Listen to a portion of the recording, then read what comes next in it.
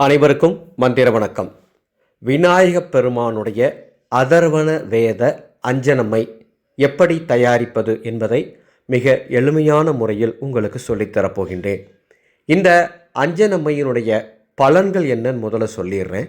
விநாயகப் பெருமானுடைய அஞ்சனத்தை தொடர்ந்து நீங்கள் பயன்படுத்தும் பொழுது விநாயகரின் அருளால் உங்களுக்கு காரிய சித்தி கிடைக்கும். காரிய சித்தி அப்படின்னா என்ன?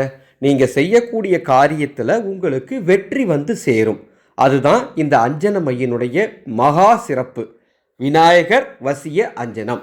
இந்த அஞ்சனத்தை தயாரிக்கிறதுக்கு உங்களுக்கு 2 மூலிகைகள் வேண்டும், வெள்ளருக்கு மற்றும் அருகம்புல்.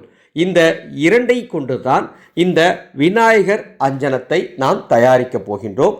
அனைவரும் செய்து பயன்படுத்தி விநாயகர் அருள் பெற்று மகிழ்ச்சியாய் ஆனந்தமாய் வாழுங்கள். அன்பானவர்களே, மாந்திரீகம் ரொம்ப புனிதமான ஒரு கலை. இந்த அற்புதமான மாந்திரீக கலையை, தெய்வீக மாந்திரீக கலையை நல்ல விஷயத்துக்கு மட்டும் பயன்படுத்தக்கூடிய இந்த கலையை நீங்கள் கற்றுக்கொண்டு உங்கள் வாழ்க்கைக்கு நீங்கள் பயன்படுத்தினால் நீங்கள் நினைத்த உயரத்தை அடையலாம். தற்பொழுது இந்த மாந்திரீக கலை வாட்ஸ்அப் மூலமாக 21 நாட்கள் மிக எளிமையான முறையில் சொல்லித்தரப்படுகின்றது. விவரம் தெரிந்து கொள்ள வாட்ஸ்அப் எண்ணுக்கு தொடர்பு கொள்ளுங்கள். வெள்ளருக்கு செடி மற்றும் அருகம்புல் செடி, இந்த 2க்கும் தேய்பிறை சதுர்த்தி அன்று குரு ஹோரையில் முறைப்படி காப்பு கட்டி மூலிகை சாபம் நீக்கி வேறறாமல் எடுக்க வேண்டும். மீண்டும் சொல்லுகின்றேன், வெள்ளருக்கு செடி மற்றும் அருகம்புல் செடிக்கு குரு ஹோரையில் காப்பு கட்டி மூலிகை சாபம் நீக்கி வேறறாமல் எடுக்க வேண்டும். அவ்வாறு எடுக்கும் பொழுது உங்களது நகம் அந்த செடி மீது படக்கூடாது, உங்களது மூச்சு காற்று அந்த செடி மீது படக்கூடாது, உங்களது நிழல் அந்த செடி மீது படக்கூடாது. அந்த மாதிரி தான் எடுக்கணும். நல்லா புரிஞ்சுக்கோங்க.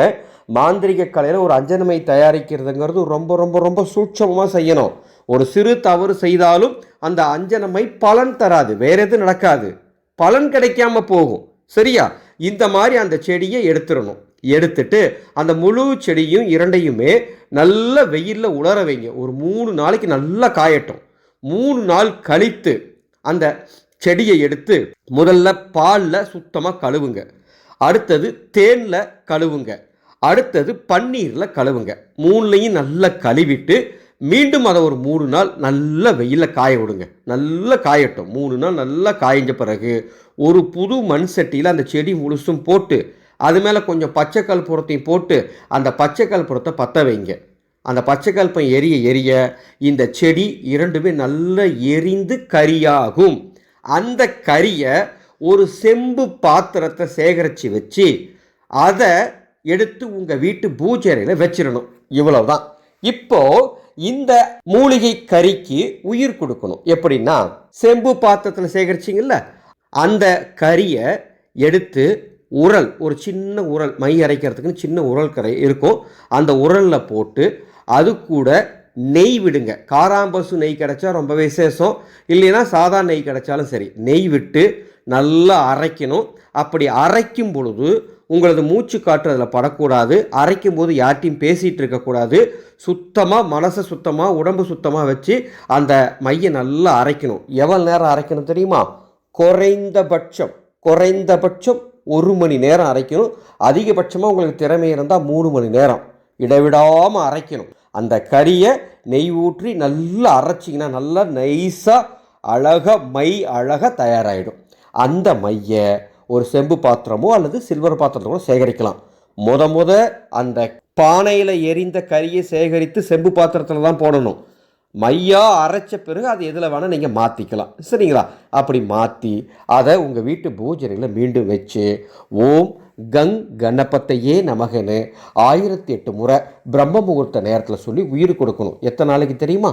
11 நாட்களுக்கு தினமும் பிரம்ம முகூர்த்தத்தில் எழுந்து குளிச்சுட்டு அந்த மை டப்பாக்கு மேலே கொஞ்சம் பூ போட்டு தீபம் ஏற்றி, அதுக்கு முன்னால் ஒரு தீபம் ஏற்றி இந்த மந்திரத்தை 1008 முறை மனசுக்குள்ளேயே சொல்லி அர்ச்சனை பண்ணி அந்த மைக்கு உயிர் கொடுக்கணும். 11 நாள் கழித்து அந்த அஞ்சன மையை எடுத்து நெத்தியில் வச்சுக்கிட்டு போங்க, அல்லது உச்சந்தலையில் வச்சுக்கலாம், அல்லது புருவத்தில் வச்சுக்கலாம்.